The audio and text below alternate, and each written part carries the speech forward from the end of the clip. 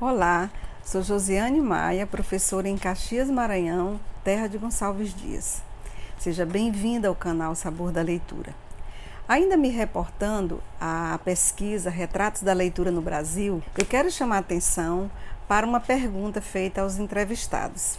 Qual a principal razão para o senhor ou a senhora ler? As opções foram ler por gosto, diversão, conhecimento pessoal, conhecimentos gerais e atualização profissional, dentre outras. Pois bem, o percentual de 48% foi que ler por gosto. E quem respondeu dessa forma, leio porque gosto de ler, está situado entre a faixa etária de 5 a 10 anos. À medida que as faixas etárias avançam até os 20 anos, e o índice que responde por gosto vai caindo, altera um pouco para cima, se eleva um pouco a partir dos 40 anos, porém não alcançam mais esse nível tão alto quanto na infância. E por que isso acontece? Qual o desafio para pais e professores manterem alunos, filhos e alunos interessados em ler literatura? Pois bem, eu vou tentar responder. A primeira pergunta, por que isso acontece? Ocorre que à medida que a criança cresce, é natural pensar, tanto pais como professores, que ele já pode seguir sozinho, trilhar a sua história de leitura sozinho. Tem outras razões também. A criança começa a se interessar muito por outros veículos, como a internet, e aí o videogame, tem o celular, que compete com o objeto livre, os pais também são atarefados, ou seja, tem várias razões para isso. Porém, eu quero só ressaltar uma verdade. A história de leitura da criança, ela se constrói a vida toda. E construir a história de leitura junto com a criança é para sempre. E a seguinte pergunta, qual o desafio para pais e professores, é exatamente a partir dessa premissa.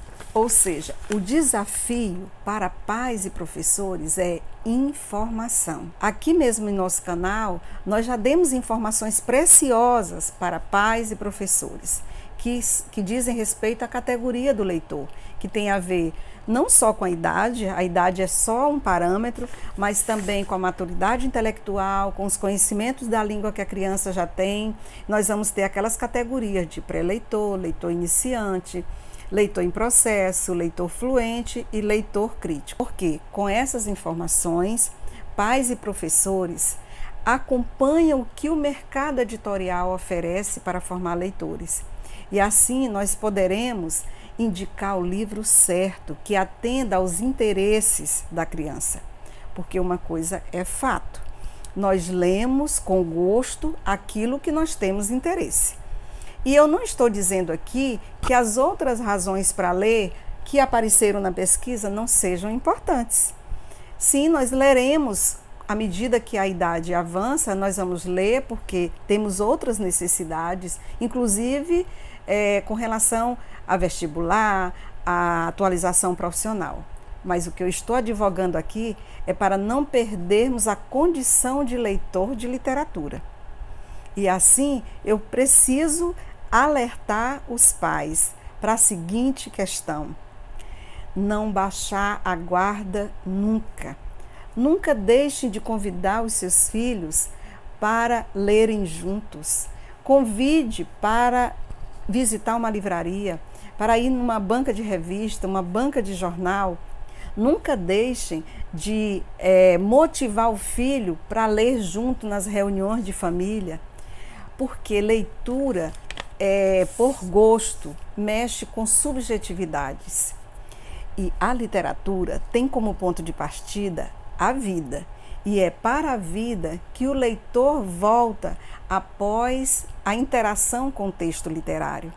É o texto literário que atende questões com muito mais potencial, questões subjetivas. é importante que vocês se façam a seguinte pergunta: por que eu leio? Isso faz com que você pense no que você gosta de ler. E assim você está revisitando a sua condição de leitor, a sua condição de leitora. E aí eu estou conclamando vocês a revisitarem a sua história de leitura. Marquem hoje um encontro com a sua história de leitura. Atualizem a sua condição de leitor. Porque é lendo literatura, tendo gosto de ler literatura, que vocês, pais e professores, poderão ser exemplos. Afinal, nós lemos para compreender o mundo, lemos para compreender o outro, lemos para compreender a nós mesmos. Assim sendo, vamos ao melhor momento do nosso canal, que é ler juntos. O menino que carregava água na peneira. Tenho um livro sobre águas e meninos. Gostei mais de um menino que carregava água na peneira. A mãe disse que carregar água na peneira era o mesmo que roubar um vento e sair correndo com ele para mostrar aos irmãos. A mãe disse que era o mesmo que catar espinhos na água, o mesmo que criar peixes no bolso. Menino era ligado em despropósitos.